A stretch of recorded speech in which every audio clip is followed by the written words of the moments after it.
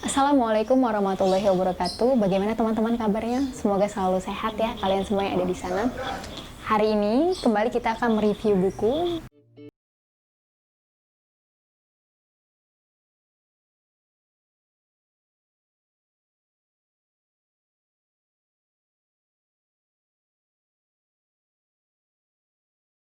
tentang novel, tetapi tentang renungan terkait dengan pendidikan yang harusnya wacana pendidikan menjadi wacana yang harus serius dibicarakan, sebab semua manusia tidak akan luput dari yang namanya proses pendidikan. Siapapun dia, baik presiden maupun orang-orang besar di luar sana, tidak akan pernah luput dari yang namanya pendidikan.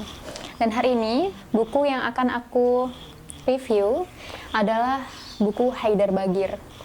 Buku ini belum lama terbit ya, terbit tahun 2019 ya, masih baru, belum terlalu lama. Yang menulis adalah Pak Haidar Bagir, judulnya Memulihkan Sekolah, Memulihkan Manusia. Seperti biasa, sebelum membahas isinya, saya akan sedikit membahas penulisnya. Pak Haidar Bagir ini adalah salah satu cendekiawan muslim yang sudah banyak menerima penghargaan, tapi juga banyak menerima kritikan. Dan saya ada pengalaman khusus dengan Pak Haidar Bagir, bukan bertemu secara langsung, tetapi memang ada pengalaman yang sampai sekarang masih saya ingat. Jadi beliau ini banyak difitnah sebagai orang Syiah, banyak difitnah bahwa menyebarkan hal-hal yang tidak benar. Dan itu saya alami secara langsung ketika ada orang-orang terdekat saya mengatakan bahwa Pak Haidar Bagir itu Syiah. Kemudian juga ada yang mengatakan bahwa buku-buku yang terbitan dari Mizan itu adalah buku-buku Syiah. Tentu tidak langsung percaya menerima secara mentah-mentah omongan tersebut. Saya berusaha untuk mencari tahu bagaimana pemikiran Pak Haidar Bagir sehingga beliau dikatakan sebagai sesat atau Syiah atau yang lainnya. Ternyata ya, teman-teman kalau membaca buku Pak Haidar Bagir, baik yang berjudul Islam Tuhan Islam Manusia, atau buku ini juga bisa, atau juga buku Epistemologi Tasawuf dan buku-buku yang lainnya, teman-teman akan mendapatkan pemikiran-pemikiran yang segar. Tidak ada sama sekali unsur-unsur kesesatan atau Syiah dan yang lain-lainnya. Jadi bagi teman-teman yang mungkin belum membaca karya seseorang namun sudah disuntikkan oleh pemikiran-pemikiran yang mengatakan bahwa orang tersebut adalah sesat atau yang lainnya, tolong jangan percaya dulu, silakan diklarifikasi dengan cara membaca pemikiran-pemikirannya. Itu sedikit pengalaman saya dengan Pak Haidar Bagir yang sampai saat ini masih sangat membekas. Dari awal saya ragukan hingga sampai saya sukai pemikiran-pemikirannya. Kita lanjut ya. Memulihkan sekolah, memulihkan manusia, ini berusaha untuk memberikan terobosan baru bagi pendidikan, khususnya pendidikan di Indonesia gitu. Buku ini sangat pas untuk dibaca oleh pendidik ya, orang tua dan juga para pengambil kebijakan, terutama pendidik. Seorang guru itu sejatinya bukan berhenti untuk terus belajar, merasa cukup dengan pengetahuan yang ia punya, itu adalah tindakan yang salah. Bahwa seorang guru harus tetap selalu mengupdate, selalu mencari pengetahuan baru dan baru, sebab murid kita itu murid yang berbeda dengan zaman kita. Ada begitu banyak hal yang perlu mereka tahu. Jadi kita harus terus belajar sebagai guru, bukan menganggap saya sudah selesai belajar karena saya sudah bertitel.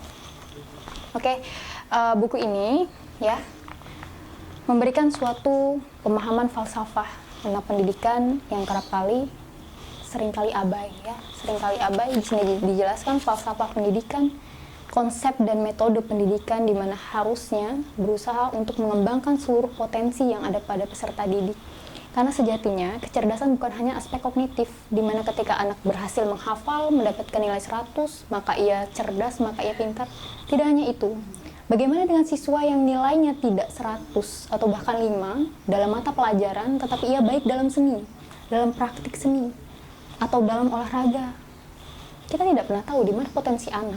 Maka dari itu, tidak boleh menggeneralisir bahwa orang-orang yang mendapatkan nilai 100 atau sempurna itu berarti pintar dalam segala-galanya. Selanjutnya, yang paling terpenting dari buku ini dijelaskan kecerdasan majemuk. Jadi di sini dijelaskan bahwa kecerdasan itu ada banyak sekali jenisnya atau macamnya. Jadi bisa jadi si anak bukan cerdas di bidang matematika, tapi dia cerdas di bidang linguistik, atau dia tidak cerdas di bidang interpersonal, dia cerdas di bidang intrapersonal. Semua itu dikaji dalam buku ini, yang tentunya akan memberikan pemahaman kita lebih dalam terkait dengan dunia pendidikan. Mencari metode pembelajaran terbaik juga ditawarkan dalam buku ini. Lebih mengutamakan soft skill dan hard skill, bukan hanya hafalan atau bukan hanya duduk diam di kelas tanpa mendapatkan apapun. Pikiran bukanlah bejana untuk diisi, tetapi lilin untuk dinyalakan.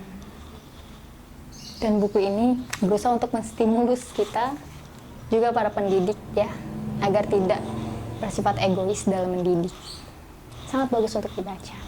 Untuk selebihnya bisa baca di rumah, karena akan tidak spesial kalau saya jelaskan semua apa maksudnya. Dan juga pasti pemahaman dari teman-teman lebih baik ketika membaca sendiri, karena imajinasi teman-teman dan juga banyak pengalaman-pengalaman dari teman-teman akan semakin memperkaya pikiran teman-teman. Jangan lupa membaca buku ini dan membaca buku-buku yang lainnya. Terima kasih. Assalamualaikum warahmatullahi wabarakatuh. Sampai bertemu selanjutnya.